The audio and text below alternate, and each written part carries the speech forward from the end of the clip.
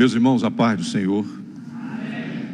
Uma alegria sempre muito grande quando Deus nos dá esse privilégio de poder estar com os irmãos. E em especial eu quero testificar da minha alegria de estar hoje participando desse momento tão oportuno e singular. Depois de um tempo aí de muitas restrições, o Senhor nos concedeu esse tempo para adorarmos o seu nome de forma coletiva. Agradecer ao pastor Orlando pelo convite. Para mim é uma alegria muito grande sempre que eu venho aqui, em especial nesta festa onde eu posso rever os nossos irmãos, e uma alegria diferente por estar conosco o pastor Matambo, né? Às vezes nos falamos aí meio rápido pelo WhatsApp e tivemos já até a oportunidade um dia de dar uma palavra internacional, né, pastor? Ao vivo, né, lá na África, e me senti muito agradecido a Deus por esse privilégio, pastor. Que Deus abençoe a sua vida, fortaleça o senhor e o ministério que Deus lhe confiou, a todo o trabalho das irmãs. E eu faço menção ao nome da missionária Regina, em nome da qual eu parabenizo todo o departamento da UFADEPAR e a todas as irmãs que de uma forma tão dedicada se empenharam para oferecer a Deus o seu louvor de forma gloriosa. Que Deus abençoe a todas. Meus amados, aproveitando que estamos sobre os nossos pés, eu quero fazer uso da palavra do Senhor e gostaria de convidá-los a abrir a sua Bíblia no livro do profeta Joel, por gentileza. Livro do profeta Joel. O tema deste congresso está no livro de Ezequiel, no capítulo 7, versículo 2, mas eu quero trazer uma palavra que está no livro do profeta Joel. Trata do mesmo assunto, trata-se da mesma realidade, e nós vamos trabalhar dentro deste tema, que foi um tema sugerido, creio eu, pelo Espírito de Deus a esta igreja. Diga comigo: o fim vem. Vem o fim. Sobre os quatro cantos da terra. Mais uma vez, vem o fim. O fim vem.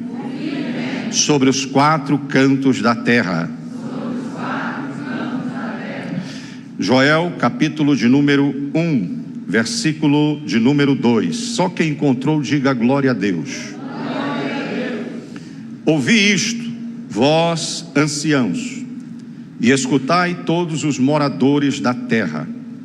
Aconteceu isto em vossos dias? Ou também nos dias de vossos pais? Versículo de número, eu quero ler com os irmãos ainda o versículo de número 7. Fez da minha vide uma assolação e tirou a casca da minha figueira e despiu-a toda e a lançou por terra, os seus sarmentos se embranqueceram. Lamenta como a virgem que está cingida de pano de saco pelo marido da sua mocidade. Versículo 10. O campo está assolado e a terra está triste, porque o trigo está destruído, o mosto secou e o óleo falta. Capítulo de número 2. Tocai a buzina em Sião e clamai em alta voz no monte da minha santidade. Perturbem-se todos os moradores da terra, porque o dia do Senhor vem e ele está perto. Diga comigo: porque o dia do Senhor vem e ele está perto. Versículo 12. Ainda assim, agora mesmo, diz o Senhor, convertei-vos a mim de todo o vosso coração, e isso com jejuns, e com choro, e com pranto, e rasgai o vosso coração e não as vossas vestes, e convertei-vos ao Senhor vosso Deus, porque Ele é misericordioso e compassivo, e tardio em irar-se, e grande em beneficência, e arrepende-se do mal. Versículo 15. Tocai a buzina em Sião, santificai um jejum, proclamai um dia de proibição, congregai o povo, santificai a congregação, ajuntai os anciãos, congregai os filhinhos e os que mamam. Sai o noivo da sua recâmara e a noiva do seu tálamo. Chorem os sacerdotes, ministros do Senhor, entre o alpendre e o altar. Versículo de número 25. E restituir-vos-ei os anos que foram consumidos pelo gafanhoto e a locusta e o pulgão e a oruga, o meu grande exército que enviei contra vós. Versículo de número 27. E sabereis que eu estou no meio de vós, Israel, e que eu sou o Senhor vosso Deus, e ninguém mais, e o meu povo não será envergonhado para sempre. Versículo 28. E há de ser que depois derramarei do meu espírito sobre toda a carne, e os vossos filhos e vossas filhas profetizarão, e os vossos velhos terão sonhos, e os vossos jovens terão visões, e também sobre os servos e sobre as servas naquele dia derramarei do meu espírito. Glória a Deus. Se você crê que o que lemos é a palavra de Deus, dê um glória a Deus nessa noite. Tome o seu assento, e eu gostaria que você deixasse a sua Bíblia aberta no livro do profeta Joel. Glória a Deus, glória a Deus. Eu quero trazer uma mensagem que Deus colocou ao meu coração, considerando o tema desta festividade. O fim vem, e vem sobre os quatro cantos da terra. Diante desta realidade tão presente, tão oportuna, diante desta realidade que os nossos olhos começam a entender e a compreender todo o desdobramento do cenário mundial, o que fazer, qual é o papel da igreja, como devemos estar. E Deus nos conduziu aqui a esse livro do profeta Joel, e Deus colocou ao meu coração este tema: no tempo do fim, volte-se para Deus de todo o vosso coração. O que fazer no tempo do fim? Voltar-se para Deus de todo o nosso coração.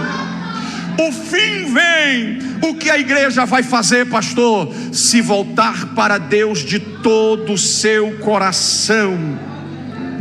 Deus está neste lugar, irmãos. E o Deus que está presente é um Deus que fala. Glória a Deus. E a sua voz, ela é poderosa. A sua voz, ela é irresistível. E você escuta a voz de Deus quando você abre a sua Bíblia. Então, diante deste texto, nós podemos entender o tratar de Deus com o povo de Deus. Todos nós estamos cientes de que estamos vivendo os tempos mais críticos, mais difíceis, mais amargos das últimas gerações. Nós estamos vivendo um tempo onde concentradamente, deliberadamente, forças sobre-humanas e forças das trevas têm agido sem pausa para destruir os fundamentos da família, os fundamentos da igreja e os fundamentos da sociedade. Certamente há uma grande onda de cristofobia no mundo. Em muitos lugares, enquanto nós estamos reunidos aqui, crentes estão sendo presos, crentes estão sendo torturados, perseguidos. Mas essa não é a perseguição mais perigosa, até porque ao longo da história, o sangue dos mártires, eles têm sido a sementeira do Evangelho. A perseguição mais perigosa que nós estamos vivenciando é a perseguição ideológica, é a perseguição filosófica, é aquela que vem de mansinho, se aninha, se instala e vai minando a fé cristã, vai destruindo os fundamentos da nossa fé. E esta onda que estamos vendo hoje nas universidades, nos parlamentos, nas cortes, onde nações que outrora eram protestantes evangélicas já estão se curvando, cedendo e se colocando de cócoras diante desse ataque tão sutil, mas tão frontal, dessas questões ideológicas presentes em nossos dias. Em tempos assim, não é possível termos uma igreja tímida, fraca, que se conforma com este século, uma igreja que recua, que se mantém presa, engasgada, conformada. Uma igreja assim não vai resistir a esta onda que se agiganta em nossos dias.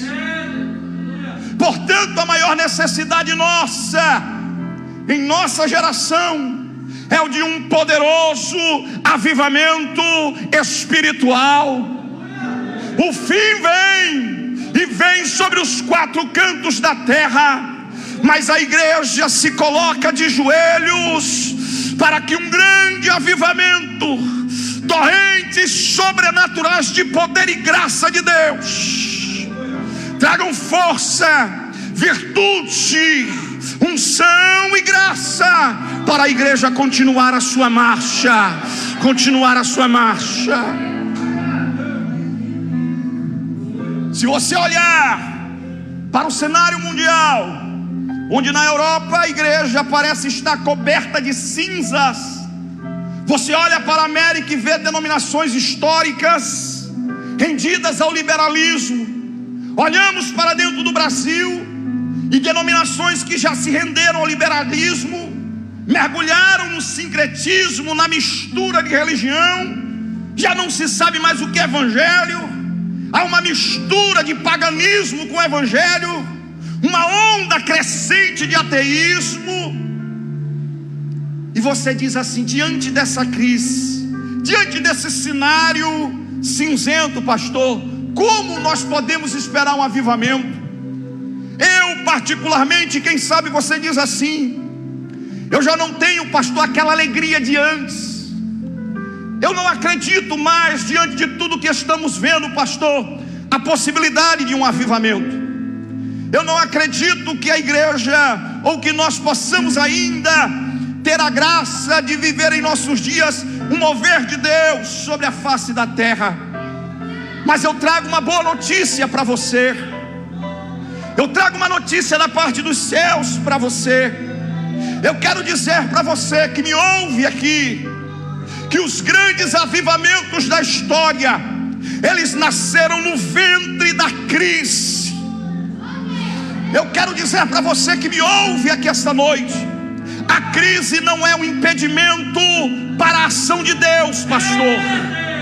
A crise é, muitas vezes, o caminho pelo qual Deus se apresenta à sua igreja.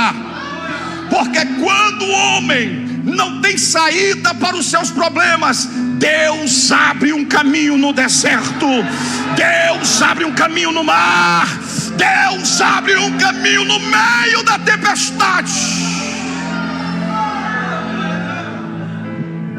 Amada,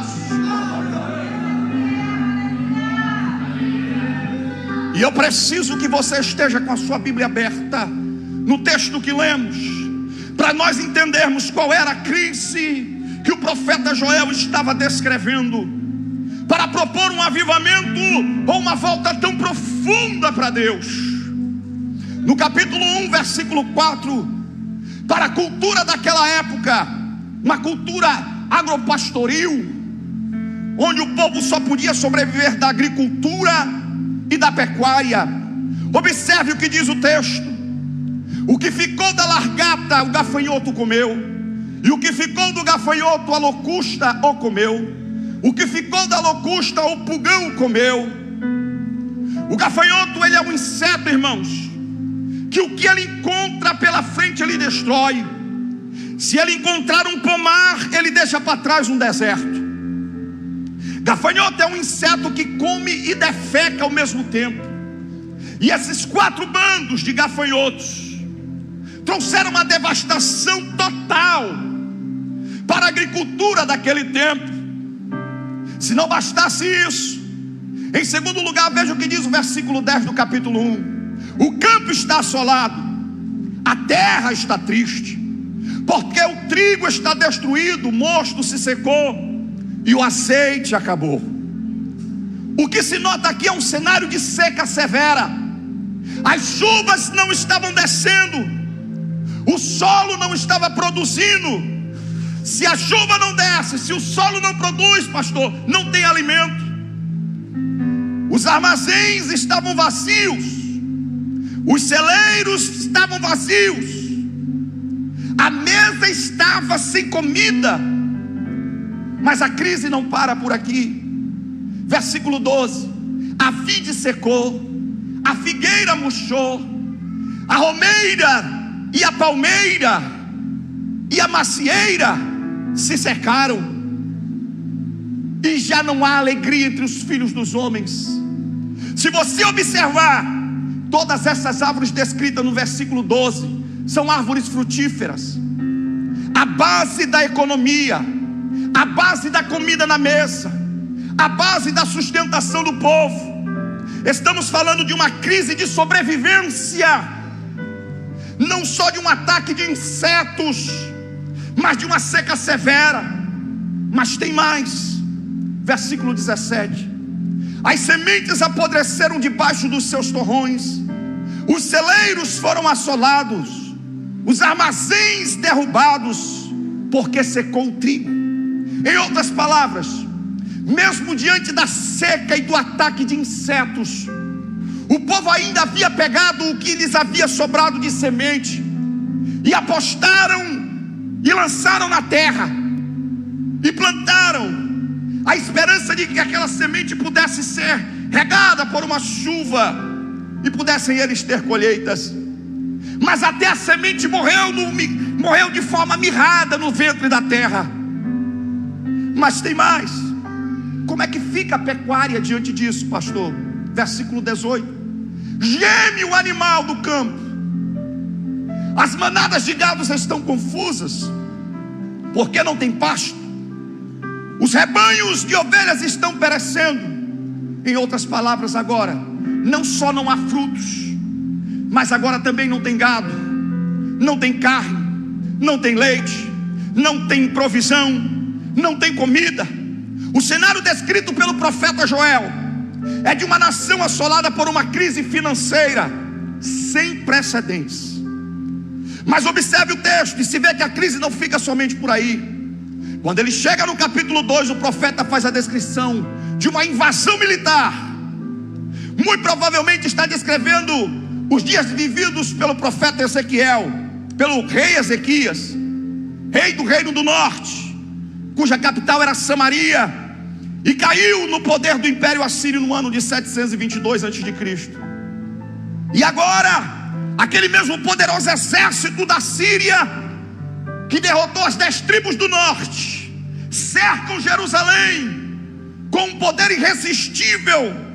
E a descrição que ele faz no capítulo 2 é que o povo está completamente cercado, entrincheirado, encurralado, e não tem condições de oferecer resistência a esse poderoso exército que está cercando a cidade.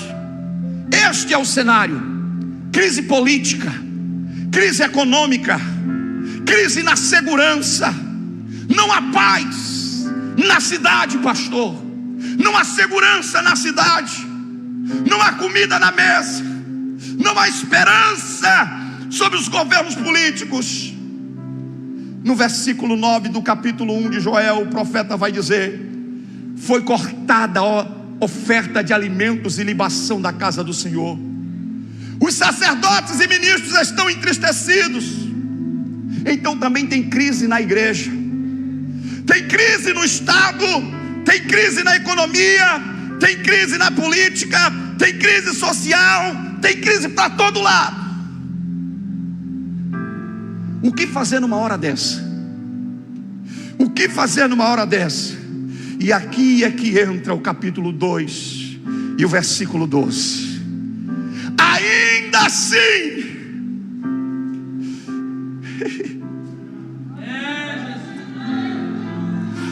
pastor, eu olho para frente eu não vejo esperança. Eu olho para o político, não vejo esperança. Eu olho para as igrejas e não vejo esperança. Eu olho para dentro da minha casa e não vejo esperança. Eu olho para os homens que podem mudar a nação e eu não vejo esperança. Eu olho para todo lado, pastor, e eu só vejo crise. Ainda assim, agora mesmo diz o Senhor: convertei-vos a mim de todo o vosso coração. Isso com jejuns e com choro e com pranto.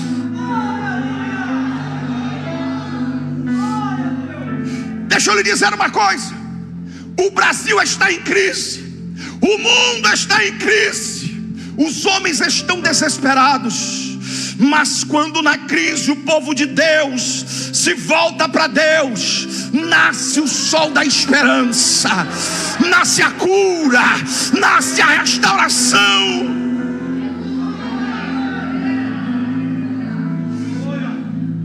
Muito embora a coletividade mantenha-se endurecida aos avisos de Deus, existe um remanescente nessa terra, chamada pela Bíblia de noiva do Cordeiro, povo de Deus, rebanho celeste, menina dos seus olhos, igreja do Deus Altíssimo. O remanescente de Deus ainda está sobre a terra, e se esse remanescente buscar a face dele, Deus pode mudar o curso desta nação.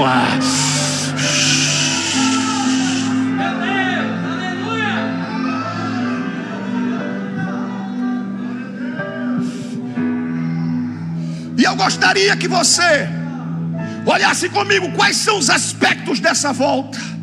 Como se voltar para Deus, a natureza dessa volta para Deus, visto que o fim vem o fim sobre os quatro cantos da terra.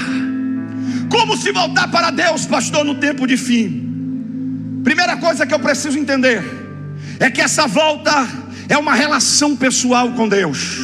Ela não é uma volta que começa na coletividade, ela é uma volta que começa com você.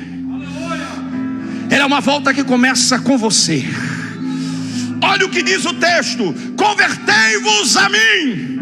Isto é uma mensagem direta ao seu coração, obreiro. Isto é uma mensagem direta a você, jovem. Isto é uma mensagem direta a você, irmã. Isto é uma mensagem direta a você que me ouve aqui esta noite. Converta-se a mim. É uma relação pessoal, é uma volta pessoal. É Deus dizendo: para de olhar para o outro, deixa a vida do outro em paz. Eu quero que você se converta a mim.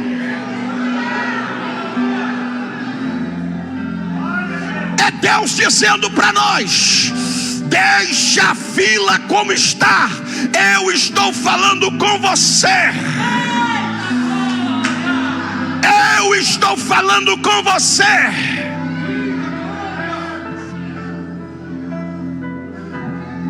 Não adianta se você é membro de carteirinha de uma igreja evangélica. Se trata de uma relação pessoal com Deus. Credencial não vai entrar na eternidade, carteirinha não vai entrar na eternidade. Somente aqueles que lavaram a sua vida no sangue do Cordeiro de Deus. Se você está aqui essa noite com essa expectativa, levante a sua mão para cima e dê um prato de glória a Deus.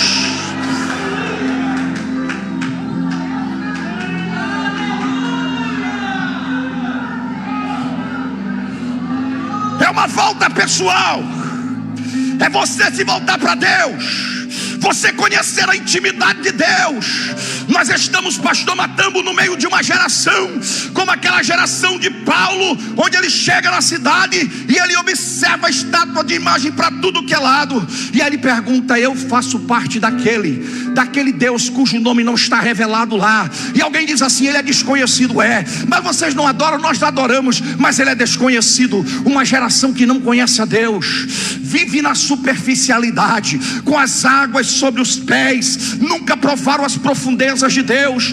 E Deus nos trouxe aqui no tempo do fim para dizer para você: se converta a mim, se converta a mim, se converta a mim, se converta a mim, se converta. Aleluia! Se converter a Deus é saber que Deus é Deus na sua vida, na sua história. Trata-se de você se render por completo ao Deus Todo-Poderoso. Não é se render por reserva. Pastor, eu me converto só aqui, mas o meu braço não é crente, a minha perna não é crente, o meu coração não é crente, os meus olhos não são crentes. Não, chega desse negócio. O fim vem, e vem sobre os quatro cantos da terra. É hora de você se converter. É hora de todo o teu ser, corpo, alma e espírito passarem a ter uma relação com Deus, passarem a ter uma relação de profundidade com Deus.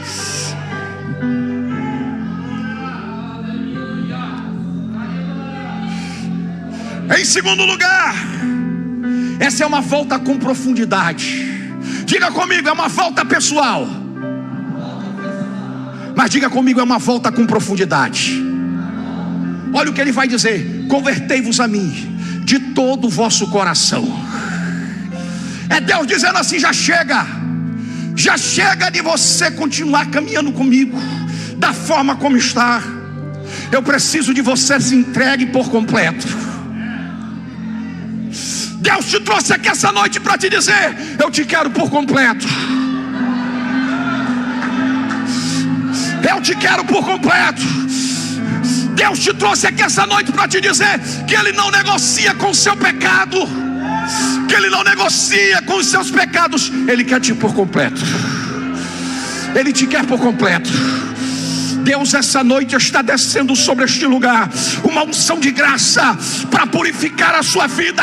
Deus te quer por completo.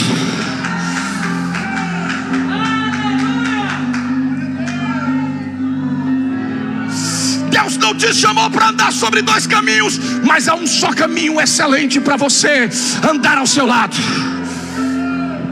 Pastor, e como é que eu sei disso? Jesus ressuscita, pastor Matambo, e ele anda ao meio de dois discípulos, e eles vão no caminho de Emaús. Os discípulos não percebem a presença gloriosa de Deus, mas eles dizem: tem alguma coisa diferente com esse moço que nos acompanha. E alguém diz assim, quando ele se revela àqueles últimos no final da caminhada: eu sou Jesus. E eles dizem assim: porventura não ardia em nós o nosso coração quando estava conosco? O que é isso, pastor? Quem caminha com Jesus, o coração precisa arder pela presença dele. Não dá para caminhar com Jesus e viver uma vida fria. Se Jesus está caminhando com você, você vai arder na presença dele. Você vai arder na presença dele. Só quem está entendendo, levanta a mão para cima.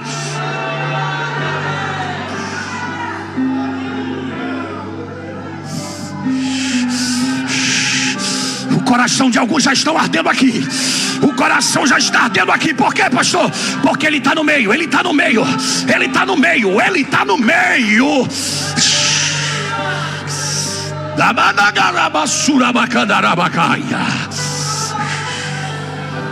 O coração está ardendo, o coração está ardendo, o coração está ardendo. Por quê? Porque não está conosco aquele que ressuscitou ao terceiro dia. Ele está presente nesta reunião. E se é verdade para a sua vida, levante a sua mão e dê um brado de glória a Ele.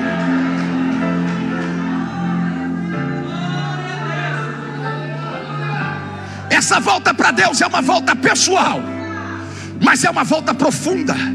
Converta de todo o seu coração. Se converta daquele seu pecadinho de estimação. Se converta daquele pecadinho que te prende. Pastor, eu estou algemado. Sabe por que você fica algemado? Porque Deus te reveste de graça. Você vem para a igreja, mas sai daqui, você volta para aquela laminha, e você está empossado. E aí vem um sentimento de culpa e rouba a tua alegria. Mas Deus te trouxe aqui essa noite para te dizer: eu tenho um fogo que vai queimar essas algemas que te prendem. Hoje é noite de purificação da parte de Deus. Eu trago uma palavra de purificação sobre as nossas vidas. Você vai sair daqui nessa noite inflamado por Deus. Só se você acredita, vem Deus. Vem Deus, vem Deus. Vem Deus sobre as nossas vidas e renova essas pessoas pelo poder do teu nome, Jesus. Essa volta com profundidade, ela não é uma volta porque o calo está doendo, não é uma volta porque você está desempregado, não é aquela volta para Deus porque você está enfermo, não é aquela volta para Deus porque o seu casamento está abalado, não é aquela volta para Deus para resolver um problema familiar, um problema urgente. Você pode ter todas essas motivações, e é bom que você volte nessa circunstância, mas quando o problema vai embora, quando a situação se resolve, muita gente se volta para trás e continua longe de Deus, do mesmo jeito, como diz o profeta Oséias: ó Judá, porque o vosso amor é como a nuvem da manhã e como o orvalho da madrugada, cedo passa, cedo passa.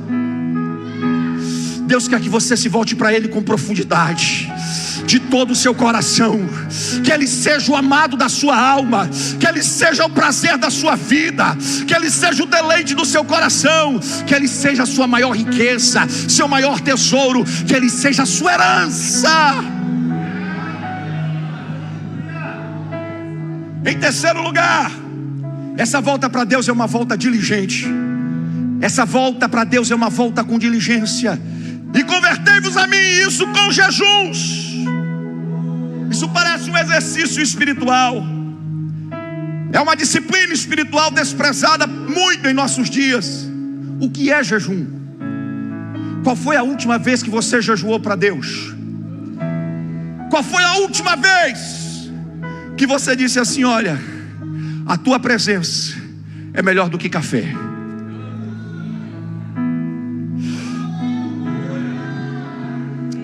Jejum é quando você se abstém do bom pelo melhor. É quando você come e se alimenta não do pão da terra, mas é quando você jejua, você se alimenta do pão do céu. O pão da terra é um símbolo do pão do céu, mas quando você abre mão do pão da terra para jejuar, você está dizendo que o pão do céu é mais importante, ele é mais saboroso do que o pão da terra. Jejum é fome de Deus. E a nossa geração está tão acostumada com o sabor do pão da terra que perdeu o sabor do pão do céu. A nossa geração está tão acostumada com o pão da terra que perdeu o apetite pelo pão do céu. E nós precisamos buscar, entendendo que não só de pão vive um homem, mas de toda a palavra que procede da boca de Deus.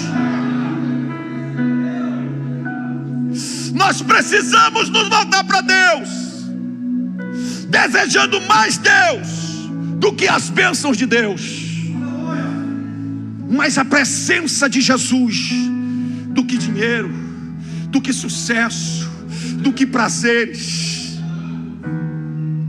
Nós precisamos nos voltar para Deus como se isso fosse a única e exclusiva realidade da nossa vida. É isso que Deus está dizendo, de todo o vosso coração, de todo o vosso coração. Em quarto lugar, essa volta precisa ser uma volta com quebrantamento e com choro e com pranto. Às vezes estamos voltando para Deus com o coração seco, seco demais, os olhos enxutos demais. Qual foi a última vez que você chorou voltando-se para Deus?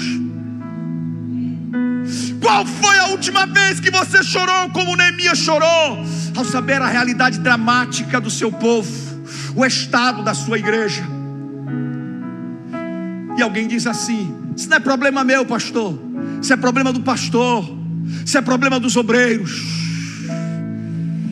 Se converta a mim de todo o vosso coração, e isso com jejum, e com choros, e com pranto.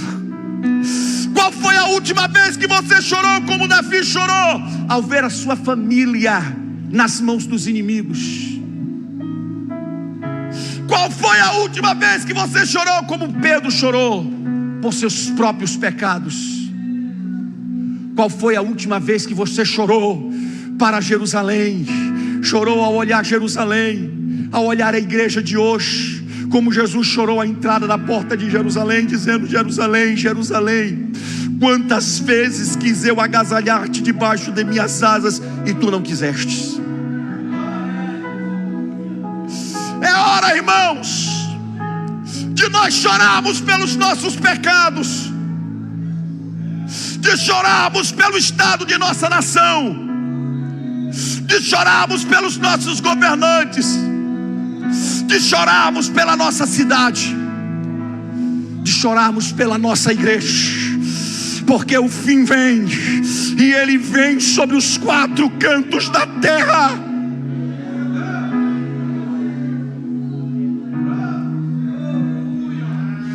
E essa volta é uma volta sincera. Essa volta para Deus precisa ser uma volta com sinceridade. Olha o que diz o capítulo 2, versículo 13: e rasgai o vosso coração, e não as vossas vestes, e convertei-vos ao Senhor seu Deus. O que significa isso, pastor? Essa cerimônia de rasgar as vestes acontecia quando alguém ficava muito chocado, atônito com a situação de escândalo, de vergonha, de pecado. Então, quando as pessoas viam uma situação muito triste, muito dolorosa, muito escandalosa, elas ficavam com senso de vergonha diante daquela realidade, e elas rasgavam as suas vestes. Mas de repente as cerimônias, o fato de rasgar as roupas, foi se tornando um hábito, um costume, virou-se um emblema religioso de uma espiritualidade hipócrita, de uma espiritualidade mentirosa, de uma espiritualidade fachada. Qualquer um rasgava as vestes, aquilo já não tinha mais significado, aquilo era apenas um ritual religioso, era apenas mais um ritual, uma realidade, um teatro espiritual. E sabe, irmãos, não há nada mais perigoso do que o nosso coração enganoso. Não há nada mais perigoso do que o nosso coração que engana. De repente nós começamos a fingir uma espiritualidade que não temos.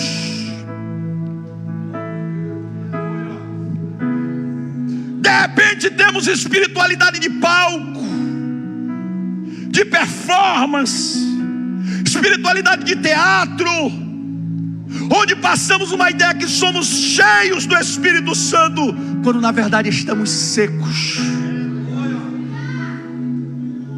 vazios. E nós encenamos, e nós nos enganamos, porque precisamos em nossa consciência passar a imagem de uma religiosidade que não tem verdade em nossas vidas. O fim vem sobre os quatro cantos da terra. Convertei-vos a mim de todo o vosso coração. Rasgai não as vossas vestes, mas rasgai o vosso coração. De repente passamos uma espiritualidade de gente de Deus, de cheios do Espírito Santo, de oração e de piedade, mas isso não acontece mais. Muitas vezes somos como Moisés. Escute o que eu vou lhe dizer, que desceu do monte Sinai, pastor, e o rosto dele brilhava, e as pessoas não podiam chegar perto de Moisés, se aproximar, por causa da glória de Deus, do brilho do rosto dele. Então Moisés pôs um véu sobre o seu rosto, para que as pessoas pudessem se aproximar dele. Mas esse homem tão ousado, esse homem que fez dobrar diante dele um cajado na mão, o mais poderoso império do mundo de sua época, diz a Bíblia que num dia ele foi covarde, ele não foi corajoso.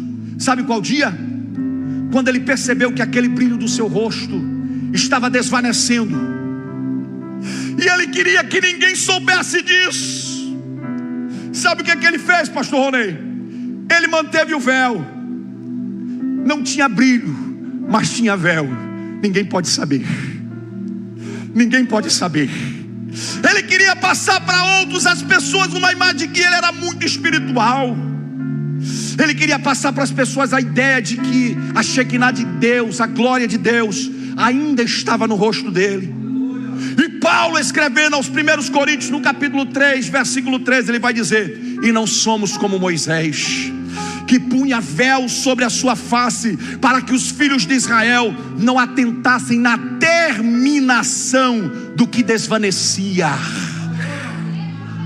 Já não tinha brilho, mas tinha véu. Se você e eu quisermos experimentar um poderoso avivamento espiritual, precisamos nós termos cuidado, irmãos, com os clichês do mundo evangélico, com os jargões do mundo evangélico, com aquilo que criamos. Às vezes nós vamos orar, às vezes nós vamos fazer alguma coisa, e a gente tem aquele trejeito, daquela tremida na voz, daquela engrossada, e não sei o que, sabe para quê? E faz um movimento, porque a gente quer mostrar que está espiritual, que está tudo certo, mas às vezes não é nada disso. Às vezes não é nada disso. Deixa eu lhe dizer uma coisa: Deus nem se importa com isso. Ele conhece o coração.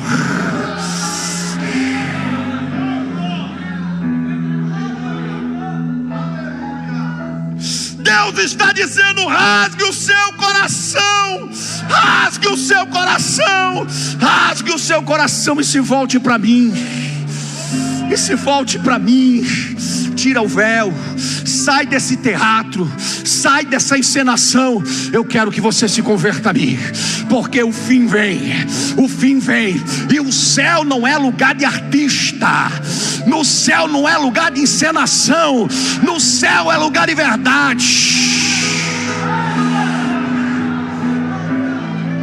No céu não se entra com véu, porque o véu encobre as coisas, e Deus é Deus das coisas descobertas. Deus não é Deus de coisas ocultas, Deus é Deus de coisas reveladas. E Deus nos chamou aqui essa noite para nos dizer: o fim vem, o fim vem. Vem, meu filho. E hoje é noite de acerto com Deus, hoje é noite de concerto com Deus, hoje é noite de tirar o véu como Moisés e rasgar o nosso coração diante de Deus e dizer: vem, Senhor, vem, Senhor, vem, Senhor, vem, Senhor, lava-me. Agora, qual é a urgência disso? Note comigo a expressão no versículo 12: ainda assim, agora mesmo, diz o Senhor. O que significa esta expressão, ainda assim? É a urgência. O que Deus está dizendo, se você prestar atenção na narrativa do capítulo 1 e 2, a situação era de crise, a economia estava combalida, a igreja estava sem suprimento, os sacerdotes estavam chorando, não tinha dízimo, não tinha oferta. E se você olhar para o campo, não tem fruto. Se você olhar para o pasto, não tem gado. Está morrendo de fome, está morrendo de sede. Se você olhar para o cenário político, o poder de um império invasor está pronto para tomar a cidade. A crise é medonha, a crise era terrível. E Deus estava dizendo assim para o profeta: pastor, ainda assim, a crise é, do ponto de vista humano, impossível de ser revertida. A situação na sua casa é impossível, a situação da sua saúde é impossível, a situação, quem sabe, do seu ministério é impossível, a situação desta cidade talvez seja impossível, do Brasil, do mundo. Mas Deus está dizendo: ainda assim, ainda assim, agora mesmo. Olha o que o texto está dizendo: ainda assim, agora mesmo, não é depois. Ainda assim, agora mesmo, agora mesmo, agora mesmo, agora mesmo. Se vocês se voltarem para mim, Se vocês se converterem a mim, eu mudo esse cenário, eu altero esse cronograma, eu transformo essa realidade triste em uma situação de alegria, em uma situação de vitória. Os destinos de uma nação, irmãos, eu sei que é difícil isso, mas os destinos de uma nação não estão nas mãos dos governantes. Não é de Brasília que se procede a restauração da nação, é do coração da igreja de Jesus Cristo. O Senhor Deus disse, capítulo 2 de 2 Crônicas, versículo 7 e 14: e se o meu povo, que se chama pelo meu nome, se humilhar e orar e buscar a minha face e se converter dos seus maus caminhos, então eu ouvirei dos céus. A igreja serve um Deus que ouve. Eu ouvirei dos céus, perdoarei os seus pecados e sararei a sua terra. Eu quero dizer para você que ainda assim Deus pode. Ainda assim, missionária Graziele, Deus pode. Ainda assim Deus pode. Ainda assim, agora mesmo Deus pode.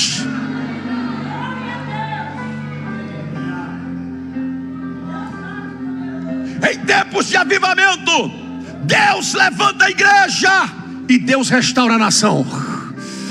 Em tempos de avivamento, Deus restaura a igreja e renova a nação. Eu quero conclamar você, jovem, você pai, você mãe, você que está aqui, é tempo de nos voltarmos para Deus. Não dá para esperar mais. Não dá para sermos crentes meia boca, meia pataca, meia colher, crente de esquina.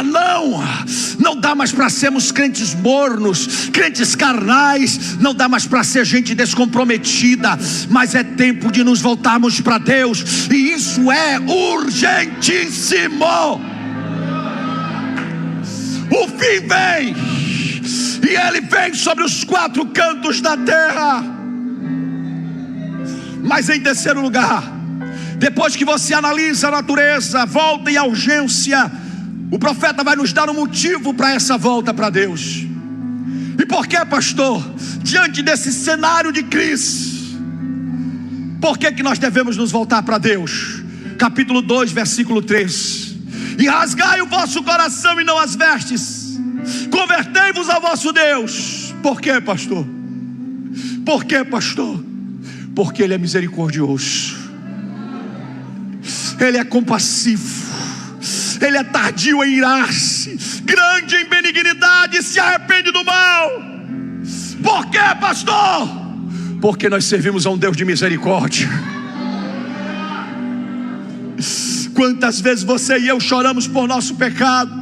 Quantas vezes você e eu já dizemos: Senhor, tem misericórdia? Porque se Deus observar os nossos pecados, nós vamos perecer. Deixa eu dizer uma coisa para você: se você não está vendo seus pecados, é porque você está longe da luz de Deus. As pessoas que mais confessam seus pecados e mais choram pelos seus pecados, não são as que mais pecam, mas são aquelas que mais perto de Deus andam. Porque elas pecam, mas a luz ilumina, e elas dizem: não, eu tenho que me voltar para Deus, eu tenho que me voltar para Deus. Agora aquelas que estão longe, elas estão nas trevas, elas não conseguem enxergar a sua sujeira, então para elas está tudo bem, mas para quem anda com Deus não.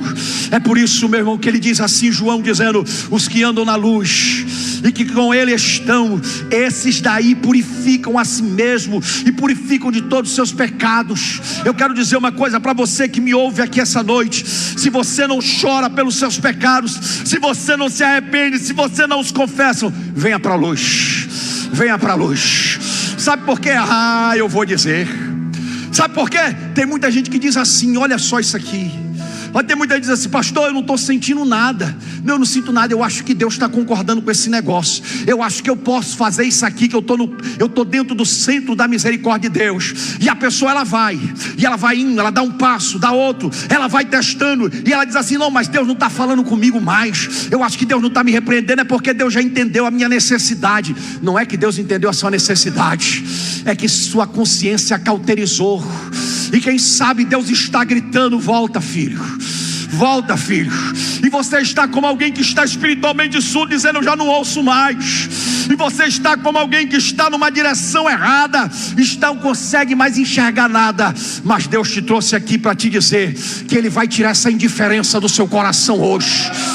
E eu quero declarar em nome de Jesus: aonde há insensibilidade na tua alma, que aonde há insensibilidade pelo pecado, recebe vida agora. Recebe vida agora. Receba vida agora. Receba vida agora. Receba vida agora. Receba vida para se arrepender. Receba vida para chorar. Receba vida. As pessoas que mais confessam seus pecados e mais choram são as que mais perto de Deus andam, porque quando estamos na presença daquele que é santo, santo, santo, até os serafins cobrem o seu rosto. Talvez uma das maiores necessidades da nossa seja que Deus abra os nossos olhos para entendermos quão santo é o nosso Deus. E este Deus é o Deus que é compassivo, é um Deus que é benigno, é um Deus que habita no alto e sublime trono, mas Ele está habitando no contrito de coração. E se você se voltar para Ele, Ele se volta para você. Como disse o apóstolo Paulo: chegai-vos a Deus. Tiago vai dizer: chegai-vos a Deus, e Ele vai se chegar a vós. Você quer ver Deus entrando na sua vida? Se chegue a Ele nessa noite. Você quer ver Deus trazendo vida ao teu ministério? Se chegue a Deus essa noite. Você quer ver Deus trazendo arrependimento sobre o seu coração? Se chegue a Deus. Se chegue a Deus. Se chegue a Deus. Se chegue a Deus.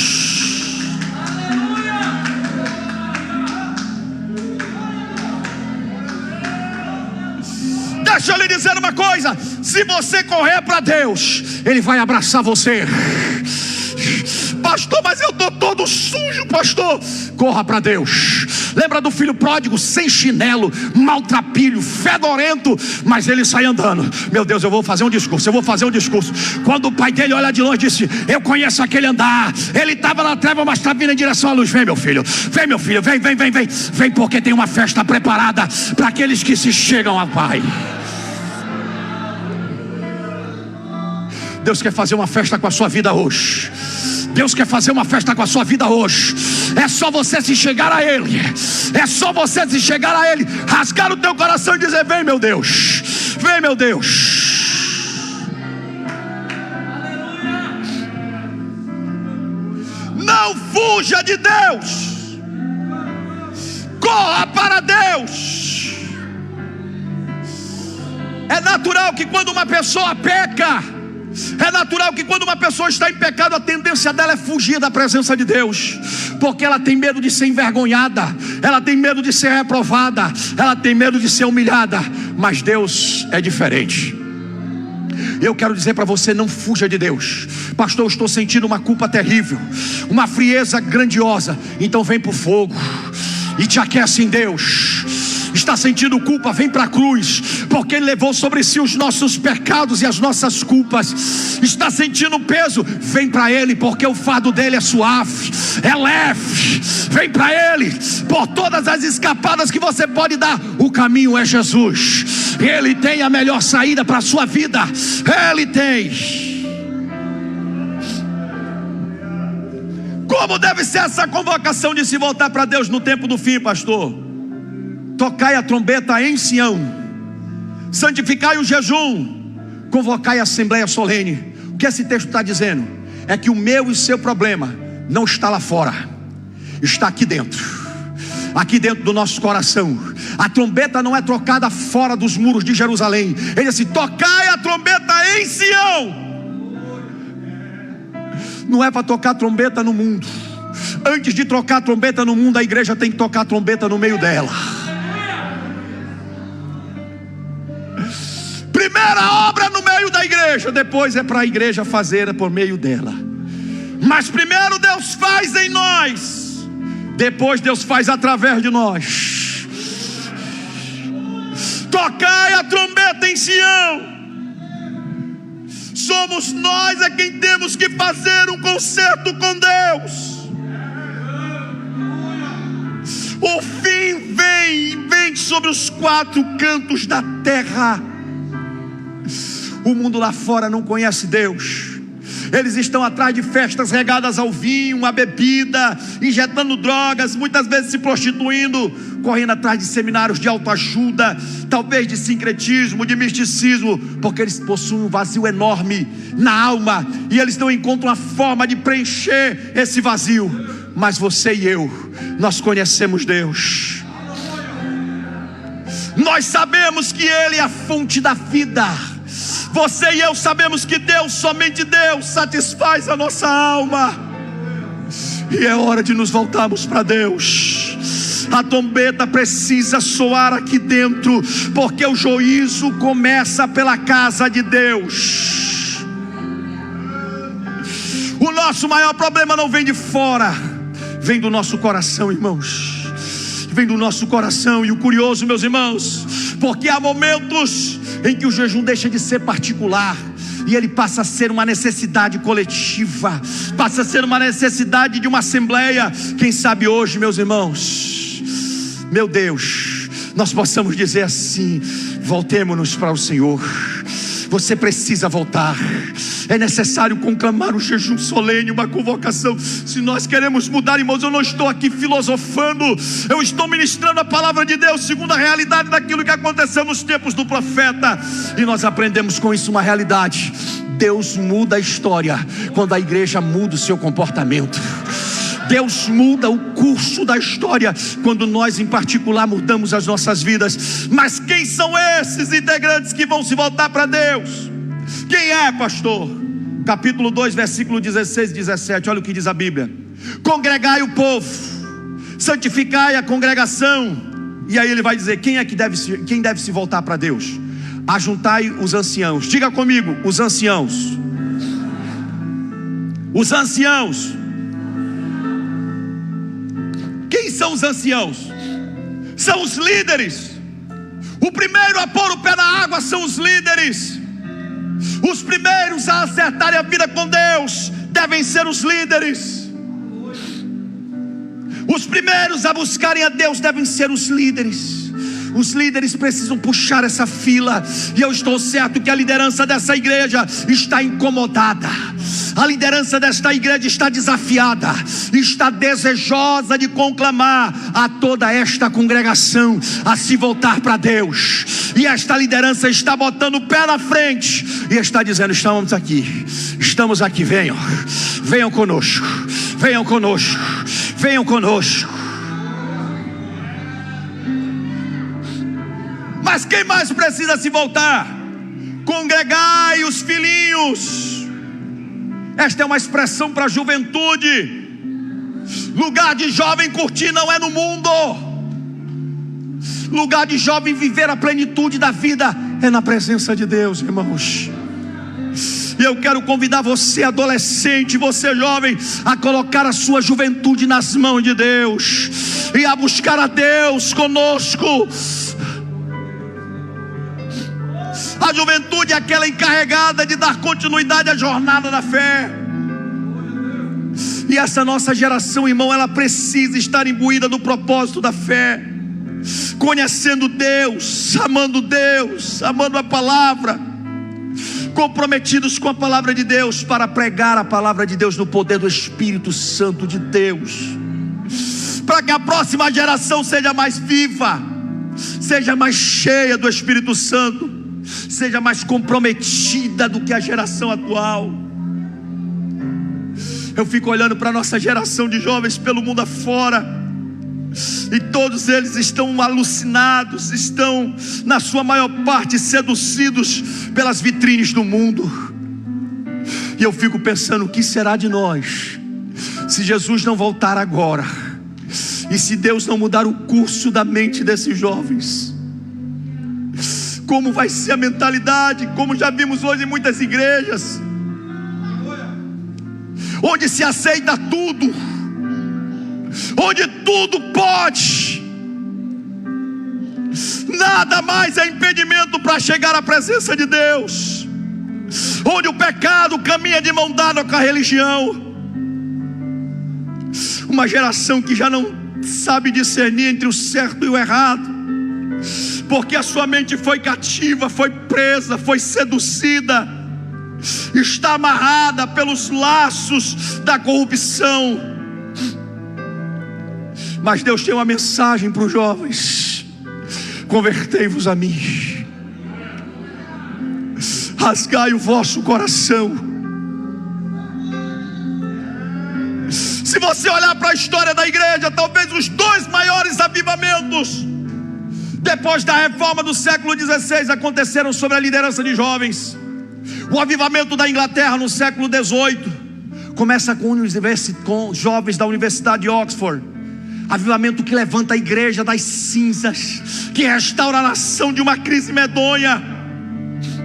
No começo do século XX, o país de Gales, um país marcado pela jogatina, pela prostituição. O avivamento começa com um adolescente, Evan Roberts, e durante 6 meses, mais de 100.000 almas.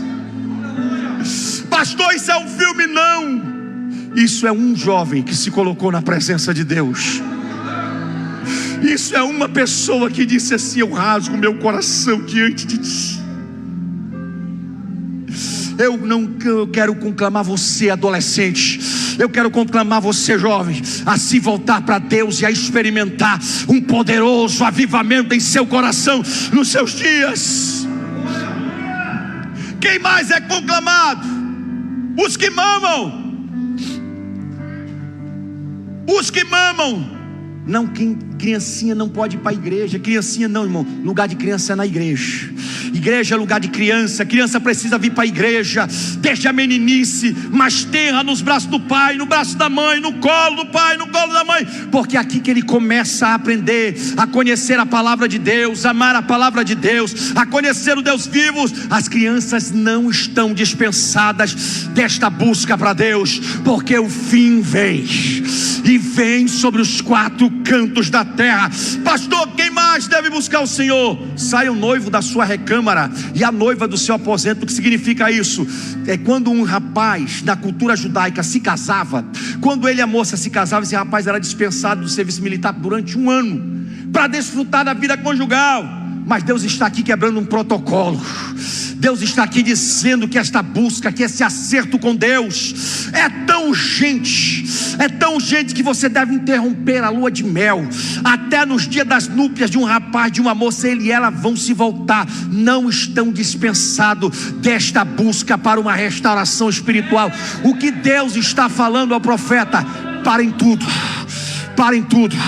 Vocês querem ver eu mudar o destino? Ainda assim vocês querem ver? Então parem tudo que vocês estão fazendo. Parem todas as distrações. Pare de colocar a sua vida envolvida com o que não deve. Pare de se envolver com coisa qualquer. Agora é hora de buscar a Deus. Agora é hora de buscar a Deus. A hora é hora de buscar a Deus. Uma nação voltada para Deus. E olha o que ele vai dizer assim: chorem os sacerdotes ministros do Senhor. O que deve levar um pastor a chorar num tempo de crise, irmão? O amor pelo povo de Deus, o zelo pela glória de Deus. Porque quando a noiva está suja, quando a noiva está indiferente, quando a noiva dá indícios de perda do seu primeiro amor, a glória de Deus, a honra de Deus, ela é questionada no meio das pessoas. E aí se perguntam: cadê Deus? Por que Deus não age? Por que Deus permite isso? Por que a igreja está desse jeito? Mas observe comigo, quando o povo atende a conclamação de Deus, o milagre extraordinário começa a acontecer. E qual é o milagre extraordinário, pastor? Versículo 18. Deus tem uma palavra que é a dobradiça do texto, e o elo da ligação do texto. Ele diz assim: então, diga comigo assim: então, o Senhor se mostrou zeloso, compadeceu-se do seu povo. Oh, irmãos, nós aguardamos esse tempo de avivamento. Sabe o que vai acontecer? Deus reverte toda a crise descrita no capítulo 1. Deus não só diz que pode, Deus vai reverter aquela situação. E por que Deus reverteu, pastor? Porque o povo rasgou não as vestes, mas o povo rasgou o coração. Porque o povo deixou de ser crente meia boca e verdadeiramente se entregou para Deus. E Deus vai dizer assim: eu me compadeço. E o Senhor respondendo disse ao povo: eis que eu envio o trigo, eis que eu envio o azeite, vocês vão ser fartos, eis que eu não entregarei vocês às vergonhas. Sabe o que Deus está dizendo no capítulo 2, versículo 19? A economia é restaurada. A economia é restaurada, irmãos. Eu estou vendo uma economia numa inflação terrível, mas eu sei que Deus tem domínio sobre tudo, que se nós nos curvarmos diante de Deus, Deus pode mudar a história da economia deste mundo. A economia é restaurada. E quem é que restaura a economia? É o próprio Deus. Eis que eu envio. Quem é que restaurou a economia? Deus. Quem é que restaurou a economia? Deus. Não foi o presidente, não foi o rei de Judá, não foi o rei da Síria, não, foi Deus. Eis que eu envio, eis que eu envio. Deus pode mandar uma colheita tão abundante que os preços dos alimentos vão lá embaixo, porque se não forem lá embaixo vão apodrecer. Então tem que baixar o preço. Deus pode, Deus pode, Deus pode. Deus pode fazer reverdecer o pasto na terra seca e fazer com que os gados não precisem ninguém comprar alimento e o preço da carne baixar. Deus pode, Deus pode, Deus pode, Deus pode, pastor. Deus pode, Deus pode.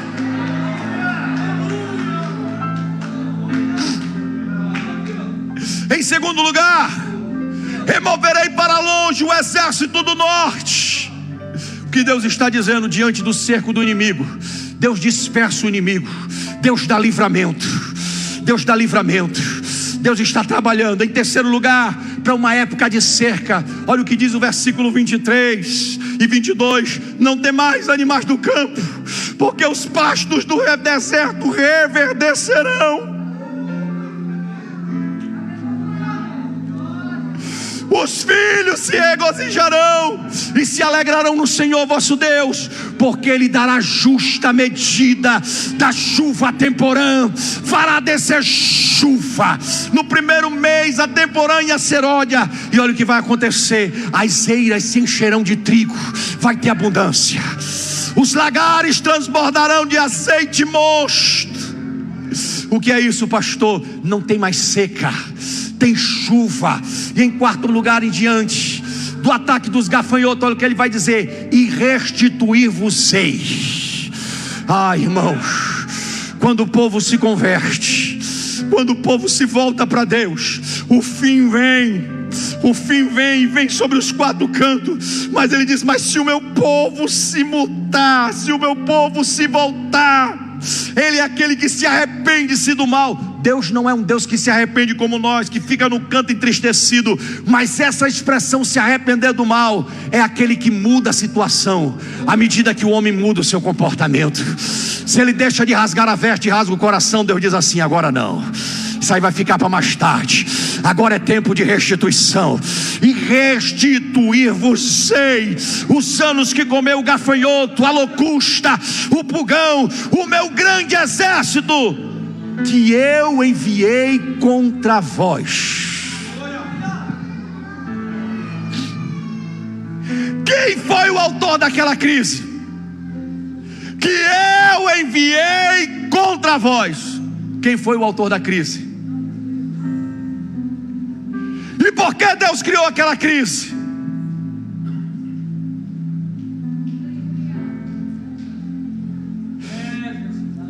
Culpado é fulano, culpado é Beltrano.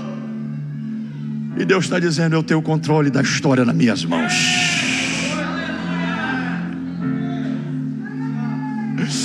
Eu vou enviar gafanhotos. Deus é mau? Não. É que o coração do homem se tornou insensível, uma espiritualidade frágil, uma religiosidade enganosa. O homem estava caminhando a passos largos para a sua própria destruição. Aí Deus diz assim: eu vou mandar um aperto para que ele reconserte a sua vida. para que ele se acerte comigo, para que ele volte a andar comigo. Mas isso é só por um tempo, porque se ele se converter, eu mudo a situação.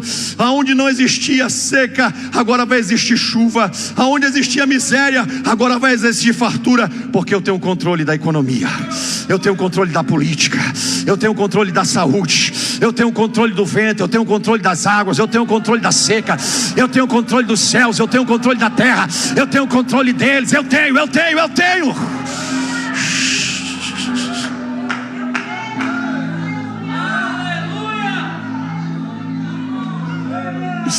Deus é aquele que faz a ferida e sara a ferida.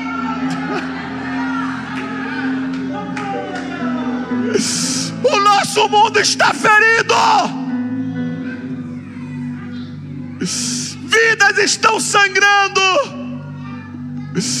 mas há uma saída, há um bálsamo de Deus. O fim vem sobre os quatro cantos da terra, mas a trombeta está sendo tocada em Sião. A trombeta está sendo tocada em Sião. E o acerto começa pela casa de Deus.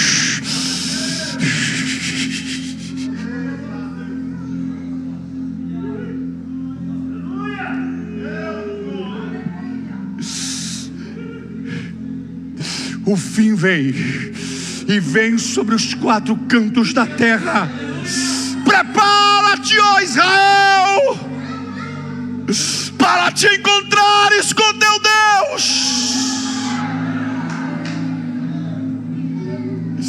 Diz o Senhor: meu povo, volte-se para mim.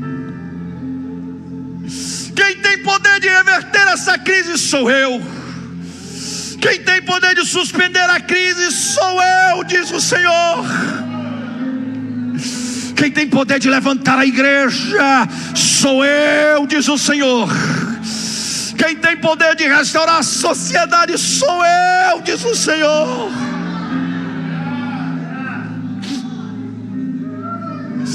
Mas sabe qual era o maior problema do povo?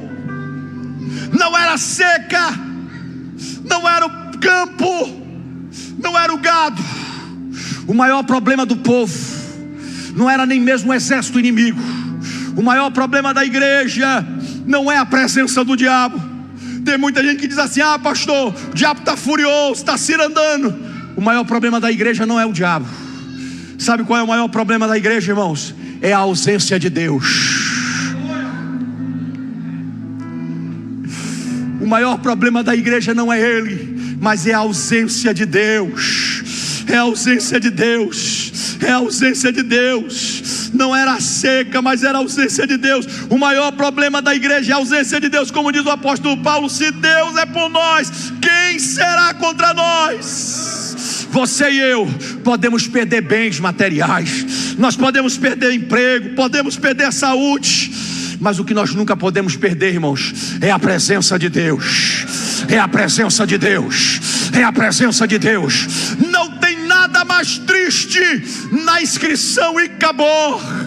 Foi-se a glória do Senhor. Não tem mais nada triste. É por isso que está escrito no versículo 27: e sabereis que eu estou no meio de Israel, que eu sou o vosso Deus, e vocês não serão envergonhados. É a presença de Deus no meio da igreja que faz a diferença. É a presença de Deus no meio da sua vida.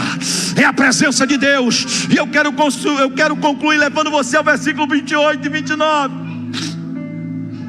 E há de ser,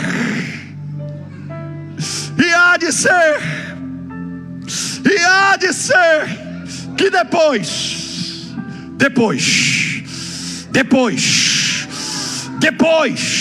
e há de ser que depois do que, pastor? Depois da crise, depois da conversão, depois de se dobrar a Deus, depois de rasgar o coração, depois de buscar a Deus em sinceridade, em profundidade, numa volta pessoal, depois de lágrimas, depois de pranto, depois eu derramarei do meu espírito,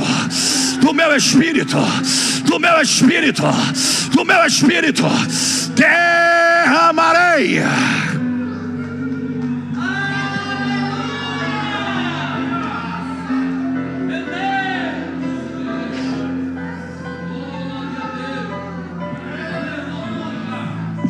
Depois derramarei do meu espírito sobre toda a carne, e os vossos filhos profetizarão, os vossos velhos terão sonhos, os vossos jovens terão visões, e também sobre todos os servos e servas. Sabe o que aconteceu, irmãos? Essa promessa de Joel, mais de 600 anos depois, se cumpre no dia de Pentecostes.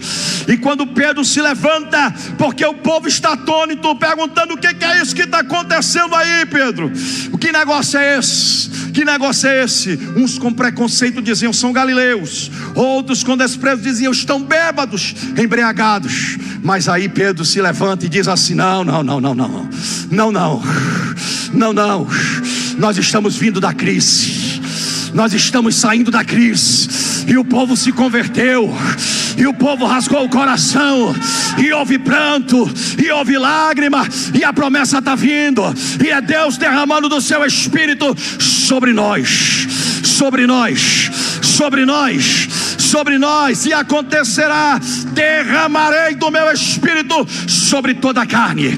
E esta promessa não é apenas para nós, não. Deixa eu lhes dizer uma coisa: essa promessa é para os filhos, para as filhas, é para todos aqueles que estão longe. Sabe quando Pedro diz isso? Ele está inspirado pelo Espírito de Deus. Ele estava vendo aqui eu e você, e ele estava dizendo: olha, nós estamos aqui há 600 anos da promessa, mas daqui a 2000 anos, para mais de 2000 anos, lá na cidade de Paranaíba, lá na igreja Assembleia de Deus, lá na cidade de Paranaíba, vai ter um povo. E eu quero dizer para esse povo: essa promessa também é para eles, essa promessa também se cumpre neles, essa promessa também é para eles. A promessa é para você, essa promessa é para mim. Só se você acredita que essa promessa é para nós, levante a sua mão nessa noite.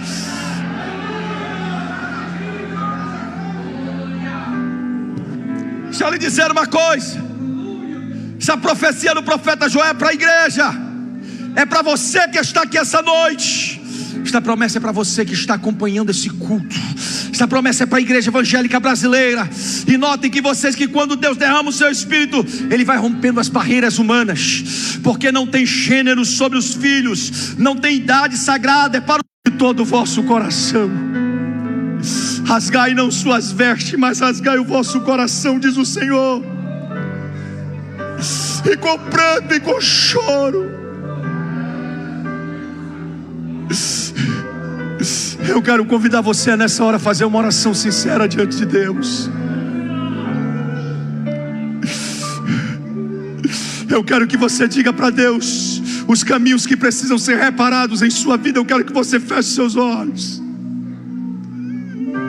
E eu quero que você rasgue o seu coração diante de Deus agora e diga: meu Deus, eu preciso me voltar para Ti.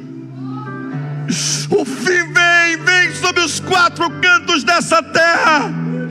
Volte-se para Deus, volte-se para Deus, volte-se para Deus, volte-se para Deus. É noite de você se consertar. A trombeta precisa ser tocada dentro do seu coração, dentro da sua alma.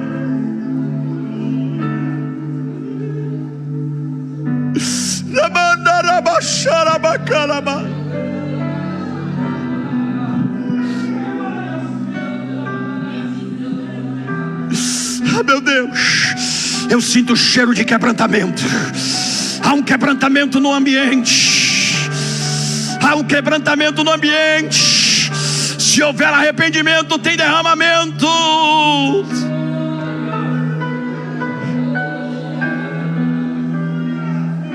É tempo de nos voltarmos para Deus. Não há mais tempo de brincar, não há mais tempo de brincar.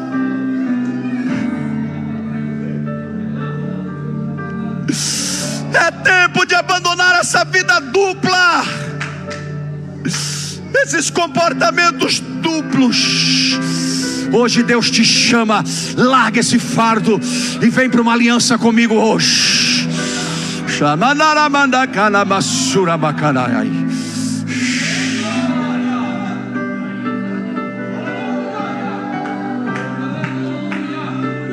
É tempo de romper com esse pecado, é tempo de romper. O fim vem, e ele vem soprando sobre os montes e anunciando sua destruição. Chamai andarabasúbia, shimikandanamandagayase, shamanamanda comandabarabaxu. É tempo de se converter, é tempo de se voltar.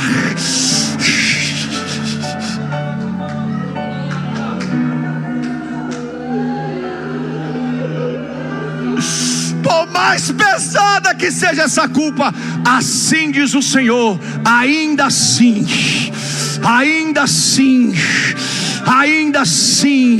Deus tem o controle sobre a tua vida.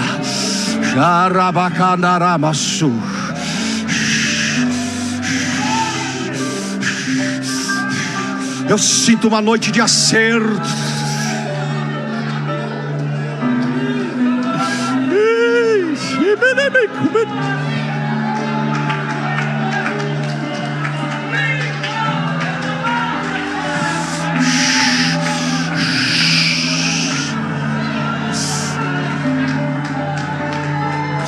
Tem fogo purificando, tem fogo purificando. Vai queimando, vai queimando. Rabacatarabacadarabacaia, rabacarabarabacarabarabacarabas.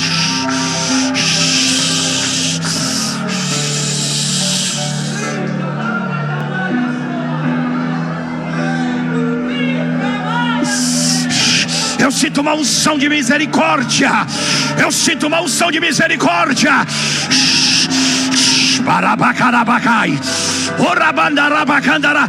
Há perdão, há perdão, há perdão. Há bálsamo em Gileade.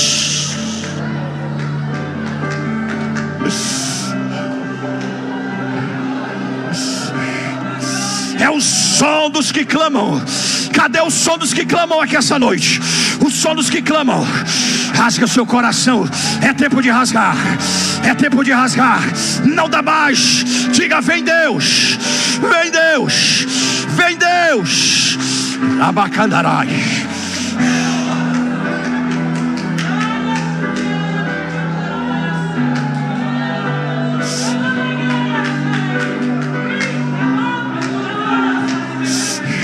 Rasgue o seu coração diante dele. O fim vem.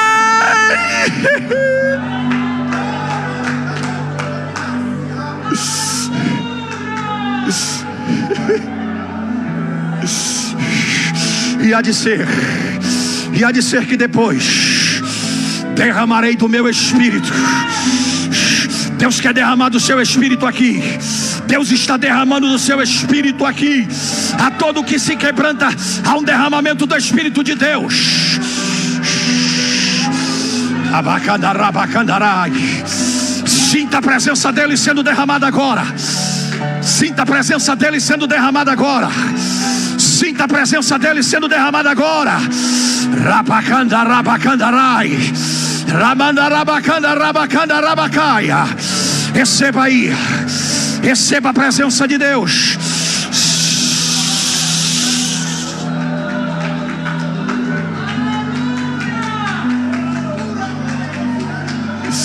Seja recebido agora, Espírito Santo. Receba. E há de ser. Eu creio que as línguas como que de fogo ainda podem repousar sobre a igreja. Ainda podem repousar sobre a igreja. Se é verdade da glória. Se é verdade da glória. Se é verdade da glória.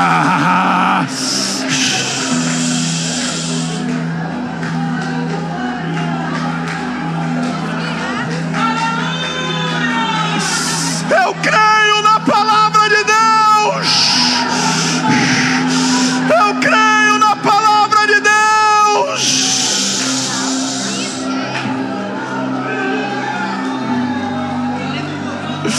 Convertei-vos a mim.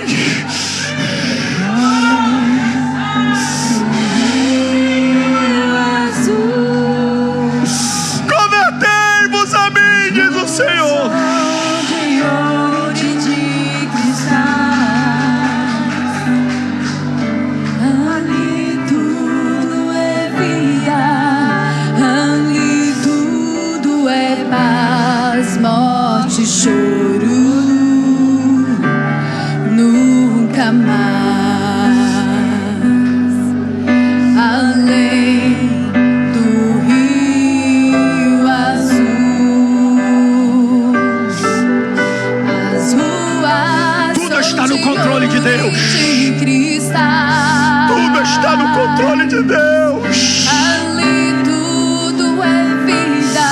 Em nome de Jesus, receba a presença do Espírito de Deus. Seja renovado nessa noite, em nome de Jesus. Nunca mais tristeza e dor. Nunca mais verei o grande rio da vida, claro como cristal. Verei a face do meu mestre querido. E o que vai acontecer? Não haverá. Só quem acredita, levanta a mão e dá um brado de glória a Deus. Não haverá nenhum clamor. Verei os olhos de Jesus. Essa é a esperança da igreja. Tocarei seu corpo em vinho. Não haverá mais noite ali. Não haverá nenhum Se clamor. volte para Deus. Se volte para Deus. Se volte para Deus. E tocarei seu corpo em mim. Derramarei, derramarei. As nações andarão em Abacarabacadabacai. Rebadarabacandarabarabacarabas. jamais Xarabacadarabarabacarabarabas. a cidade de ouro puro, de jaspe azul, além do rio azul. Receba a graça de Deus. Receba a graça de Deus. Seja renovado agora. Você que fala em línguas, Tristeza e dor. volte a falar em línguas agora. Pela autoridade do nome de Jesus. Nunca mais morte e choro, tristeza e dor. Nunca mais, nunca mais, nunca mais morte e choro, tristeza e dor. Nunca mais. Nunca mais morte e choro, tristeza e dor. Nunca mais, além do rio azul. Receba em nome de Jesus. Receba, seja renovado agora. Seja renovado agora. Agora. Receba.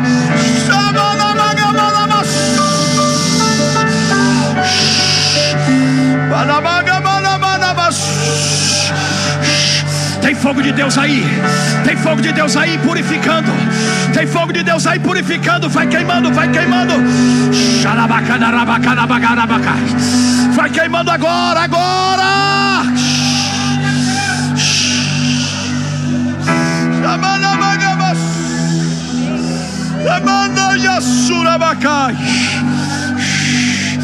Derramarei.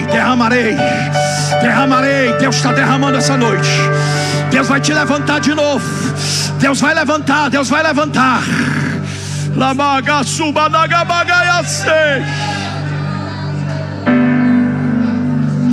Em nome de Jesus.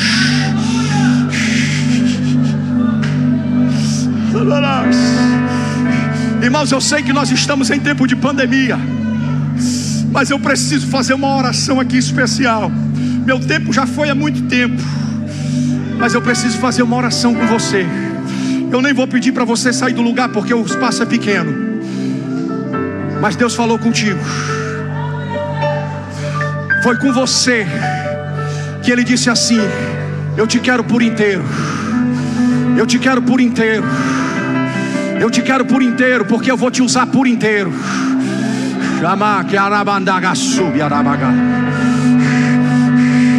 Eu te quero por inteiro, porque vou te usar por inteiro, assim diz o Senhor. Rasgai o teu coração agora. Uramando yekai chou demando rebadaba subia. Andagi andaraço quemanto yebandagai su.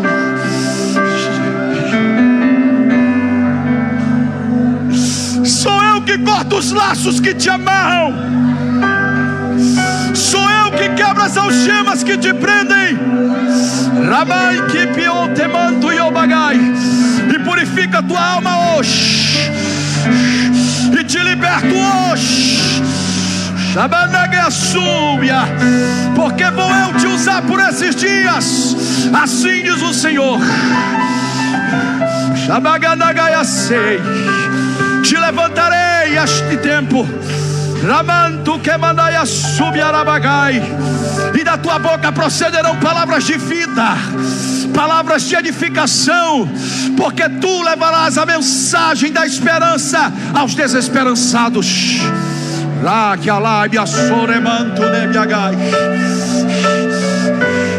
Derramarei. Ramando ne mandagiasai.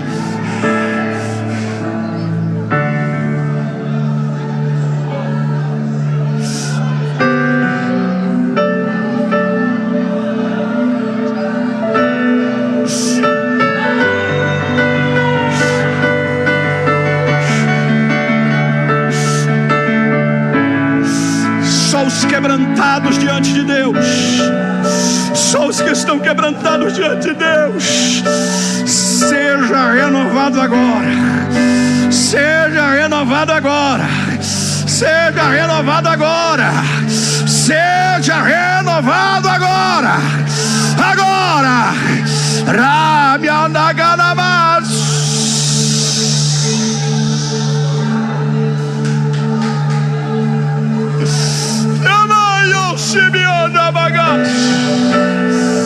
Você não pode sair daqui da mesma forma. Você não pode sair daqui da mesma forma. Rasga o teu coração hoje. Rasga o teu coração hoje. Rasga o teu coração hoje.